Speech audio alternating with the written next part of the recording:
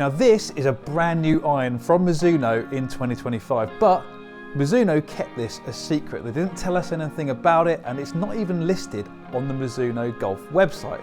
So what is this mysterious iron, and should you consider buying it in 2025 or into 2026? That's what we're going to find out.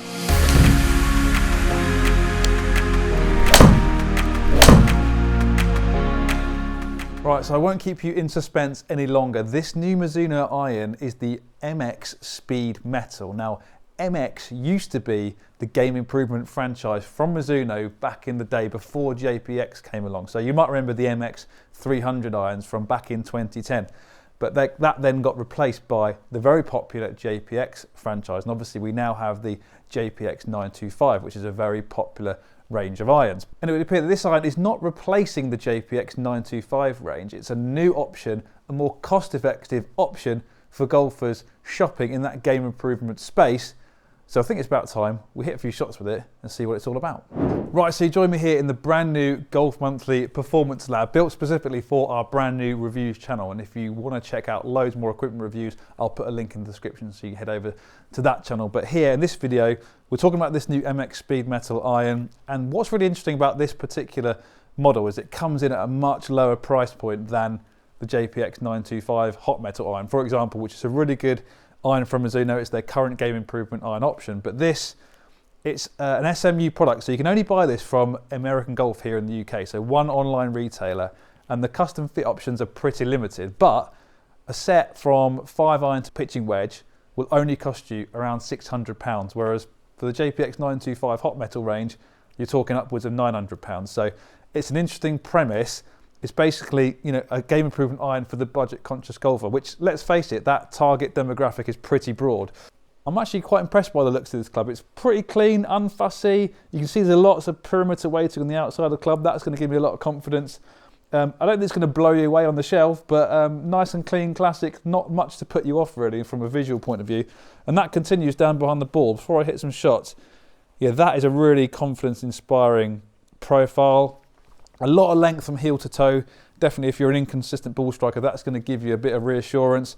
There is a hint of offset there, but not loads. And what I like about what Mizuno have done with the profile of this, the top line's not too thick and chunky. It's actually relatively thin for the size of the club. So I like the way that Mizuno have sort of built all this together. Yes, you know, on the longer irons, the back edge of the sole is just going to poke out from behind that top line.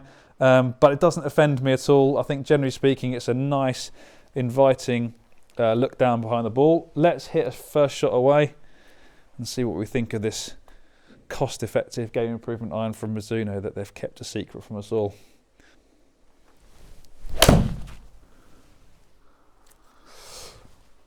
Well, that was a pretty good strike.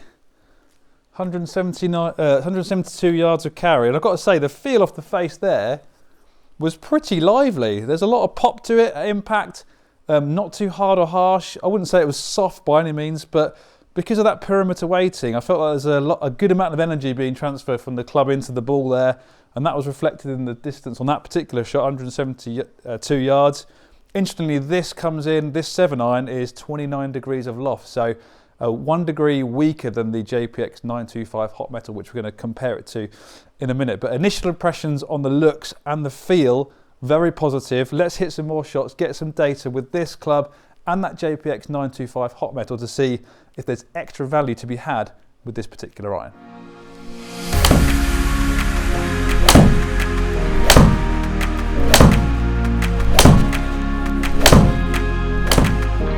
Right, I'm taking a break from hitting all these iron shots to just remind you, if you do like what you're watching, please click the like button, it really helps us out, and do subscribe to the Golf Monthly YouTube channel and the new reviews channel as well, so you don't miss any of our reviews content or any other content in other areas of the game. I really appreciate it. Right, time for me to start hitting that JPX iron.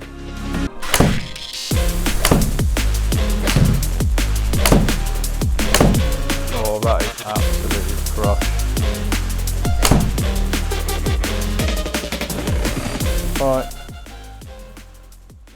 pretty happy with those hits with both of these clubs. Let's dive into the data, see those averages, and see how these two irons compare.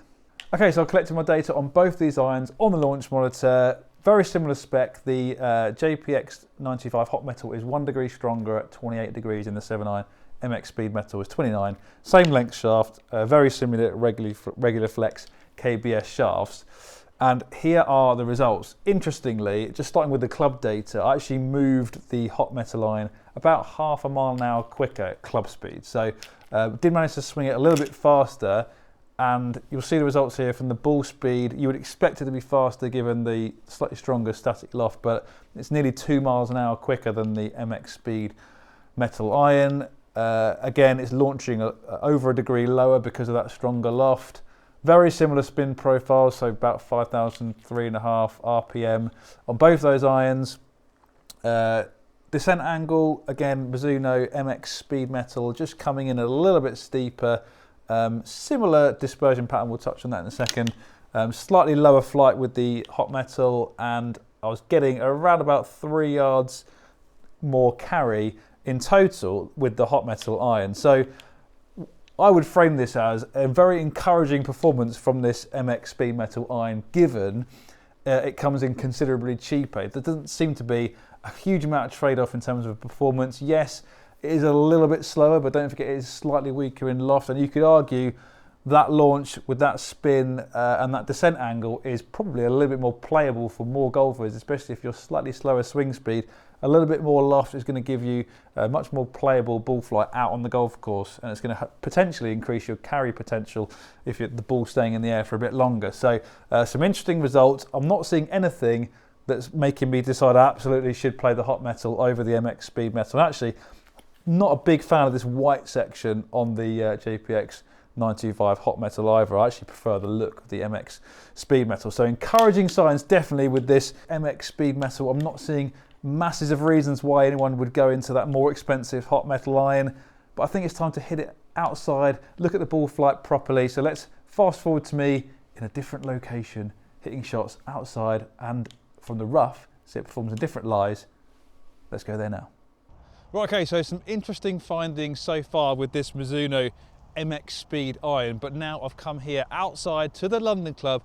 Just want to get a bit more of a flavour about what this iron can do. Outside, we're going to look at ball flight, we're going to really examine the sound and feel of this club to see exactly what it's like and whether the value for money is as good as it possibly could be. So let's hit some shots here on the range. We've got a white flag out there, we're all set up, 163 yards away, but we're howling into the wind. So whether we can get there with this pretty strong lofted 7-iron, we shall see. As you can probably hear on the mic, it's pretty strong wind, but let's hit some shots and see what sort of ball flight we get. Obviously we've got the data already, which was quite interesting on the launch monitor, but let's see what it's really all about here.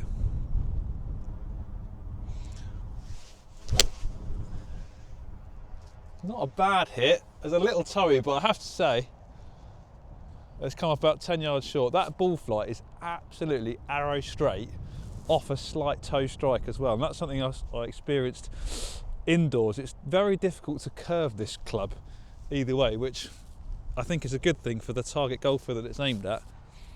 Let's hit another one away.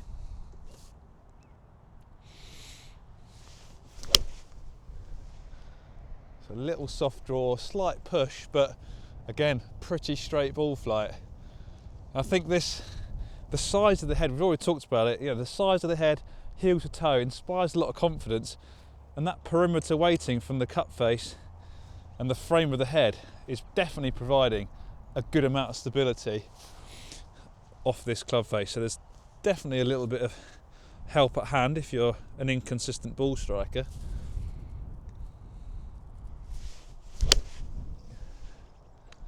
Again, pretty straight. Still coming up short of that 160, but we are into the wind here. And obviously outside is where you can really get a sense of the feel and sound of an iron. And I have to say, we're using range balls. They're going to be a bit firmer. I think it's actually quite pleasant. It's not soft by any means, but it's robust. It's consistent as well across the face. It's not hard or harsh. It's sort of that middle ground, which I think a lot of people like with game improvement irons. It's quite lively, but it's not spongy. So I think there's quite a lot to like about the impact experience of this club. Let's try a couple more.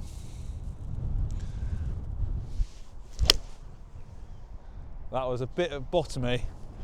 What's interesting is the flight is pretty consistent. Slight miss hits, good hits, into the wind. It's that mid trajectory that I think a lot of golfers are going to appreciate. It's not ballooning into the wind. I think the low spin is helping with that. Obviously it's quite strong lofted, but it's not falling out of the sky too early. It's that sort of appropriate height that I think is going to give you that balance of distance and stopping power, which is obviously really important with an iron. Let's hit a couple more, see if we can actually shape this iron. Draws, fades, can it actually deliver that manoeuvrability that some golfers might want. Let's hit a couple more. Right, we're going to go for a draw first.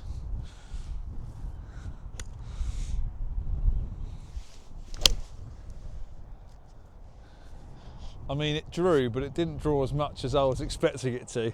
So if you like to shape your shots, you might struggle a little bit with this iron. Let's hit a fade to finish. And aim left, cut across it. Fade is not my specialty, if I'm honest. And that's faded about 2 yards. So yeah, in terms of workability, you might struggle to get some movement on it, but if you just want to see straighter shots, centered or off center, you're going to like what you see with this Mizuno MX Speed iron. Right, we've come to some proper gnarly stuff. Going to hit a few shots with this Mizuno iron. See if it can deliver out of this thick rough. Because let's face it, we all hit bad shots and find the rough sometimes. But can this iron pop the ball out? It claims to deliver good launch, which we've seen evidence of already, but these lies are pretty juicy. Let's see what we can do.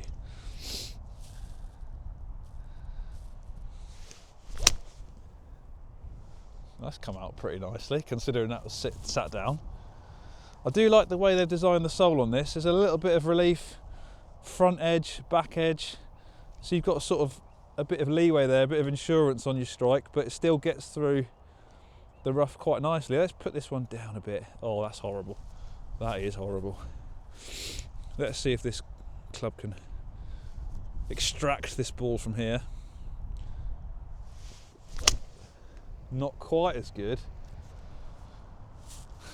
but it's still got it out pretty far. So yeah, I'm pretty impressed with that. Not amazing, but definitely some insurance there. If you do find a bad lie, there's some versatility there from the rough. Hopefully you won't be in the rough too often to have to use it, but it's there if you need it. Right, okay, I'm back from the London club, having given this a thorough test outside, and from all the testing I've done, hopefully you appreciate from this video that I've actually been suitably impressed with this Mizuno MX Speed Metal iron. It really does make me wonder why they don't open it up to more retailers trying to sell a few more sets, because I'd say American golf are incredibly lucky to have an option like this for handicap golfers, average golfers who want a little bit more help on their iron shots, a little bit more forgiveness, a little bit more assistance with launch, but without having to pay those premium prices which, you know, Mizuno and other manufacturers charge these days for those high-tech, high-performing irons. So, you know, if you're in the market for a new set, you want to hit better iron shots, you're a mid to high handicapper, I think you're actually going to love what the MX Speed Metal iron has to offer. The secret's out, and I hope you enjoyed this video. If you did, make sure you click that like button and subscribe to the YouTube channel so you don't miss any of our other equipment review videos. But that's all from me here in the Golf Monthly Performance Lab. I'll see you next time.